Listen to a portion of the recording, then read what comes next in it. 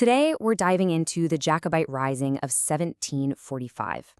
Now, this is a story that saw the last pitched battle ever fought on British soil, and it's a conflict that would go on to reshape the identity of Scotland forever. It's a tale of incredible ambition, fierce loyalty, and, well, absolutely brutal consequences. So let's get right into it. You know, we often picture Bonnie Prince Charlie's rebellion as this grand, romantic crusade, but this quote from historian Winifred Duke really hits hard. In her words, the prince was, in cold reality, unwanted and unwelcomed. It's a blunt reminder that this was not some simple hero's return. No, the reality was so much more complex and so much more brutal. Okay, so to really understand what happened in 45, we've got to rewind the clock a bit, all the way back to 1688 and the event known as the Glorious Revolution. This is when the Catholic King James II was kicked off the throne in favor of a Protestant line of succession. And let me tell you, that decision sparked a bitter, bitter feud that would just simmer for decades. So, the movement to put James and his family back on the throne was called Jacobitism. And that name comes from Jacobus, which is just the Latin for James. But here's the thing, this wasn't just about loyalty to one family. No way. Jacobitism quickly became this big banner for all sorts of different groups who had a problem with the government down in London. It was this really complex cocktail of motivations.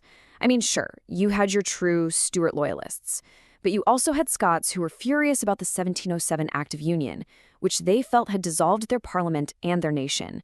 Then you had English Tories who were completely shut out of power by the new Hanoverian dynasty. And you even had Irish Catholics who looked at a Stuart restoration as their one and only path to having their own state. All these very different groups found a common cause under that Jacobite flag. All right, so into this absolute powder keg of an environment steps Charles Edward Stuart. He's James II's grandson, and history would come to know him as Bonnie Prince Charlie. He's about to take an unbelievable gamble, to land in Scotland and try to reignite the entire cause pretty much by himself. And what's incredible is that at first, the gamble pays off spectacularly. He lands with just a handful of guys. They're known as the 7 Men of Moidart. By August, he's raised the Stuart banner, and the Highland clans actually start to rally to him. And then, by September, he takes Scotland's capital, Edinburgh, and follows that up with a truly stunning victory at a place called Preston Pans. You really can't overstate the shock of that victory at Preston Pans. I mean, the entire battle was over in less than 20 minutes. A single, ferocious Highland charge completely shattered a professional government army. All of a sudden, this wasn't just some small uprising, this was a real, credible threat to the entire British state. So, with all this incredible momentum behind them, the Jacobites make a fateful decision. They decide they're not going to just stay in Scotland. No, they are going to invade England and march on London itself.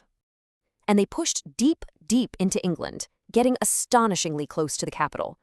By the time the Jacobite army reached the town of Derby, absolute panic was sweeping through London. But that massive English uprising they had been promised? Yeah, it never happened. And this right here, this brings us to the crucial turning point of the entire rebellion. I mean, think about it. They're at Derby, the capital is in a total panic, victory almost seems like it's within their grasp, so why on earth did they stop and turn back? This is the moment the whole gamble starts to unravel. Well, the problem was this huge disconnect between what was promised and what was real. Charles had assured his commanders of two things. A massive French army was going to land in the south, and English Jacobites would rise up in huge numbers. But the reality? There was no French fleet. English support was a tiny trickle, not a flood. And to make matters worse, multiple government armies were now closing in, threatening to trap their small army. So the War Council, led by the very experienced Lord George Murray, voted overwhelmingly to retreat. Charles was absolutely furious, but he was overruled. And that decision, it completely shattered the trust between the prince and his Scottish generals. The damage to their relationship was permanent, and it would haunt them for the rest of the campaign. So after that long, demoralizing retreat all the way back to Scotland, the exhausted and increasingly divided Jacobite army was finally cornered. On April 16, 1746, near Inverness, they were forced into one final decisive battle on a field called Culloden Moor. Just looking at the two sides, you can see it was a complete mismatch. The Jacobite army was down to maybe 5,000 exhausted, starving men. They were facing nearly 9,000 well-fed, well-rested government troops led by the Duke of Cumberland. And crucially, the government army had way better artillery, and the open, boggy moor they were on was the perfect killing ground for it. The battle itself was just a systematic destruction. It kicked off with an artillery duel the Jacobites had no chance of winning, as government cannons just ripped holes in their ranks. When the Highlanders finally charged, that boggy ground slowed them right down, and they were torn apart by musket fire and grape shot.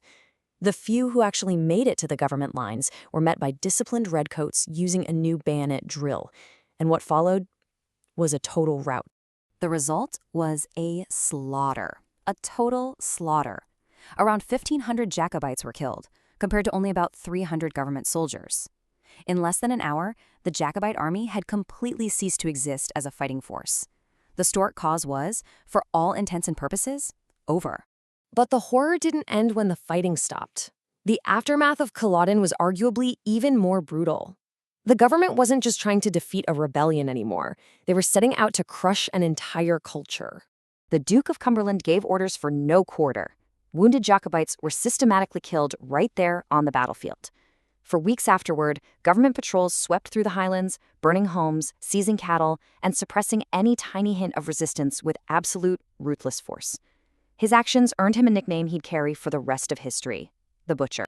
And this brutality quickly became official policy. The government was determined to make sure nothing like this could ever happen again. So they passed laws specifically designed to dismantle Highland society. The Heritable Jurisdictions Act stripped clan chiefs of their traditional powers. Other laws banned weapons and, most famously, even banned the wearing of tartan. This was plain and simple cultural warfare.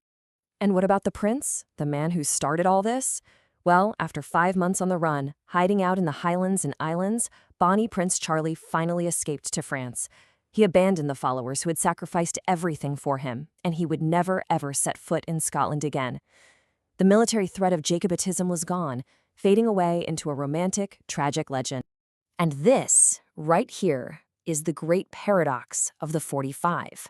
The rebellion and its brutal suppression were the death knell for the traditional Highland way of life. It was crushed. And yet, at the exact same time, this tragedy created the romantic, mythologized image of the tartan-clad Highlander that has become this defining symbol of Scottish identity for people all over the world. So we're left with this question.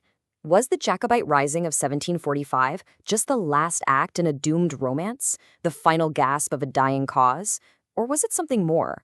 A violent, tragic, but absolutely pivotal turning point in the creation of modern Scotland? The answer, just like the history itself, is anything but simple.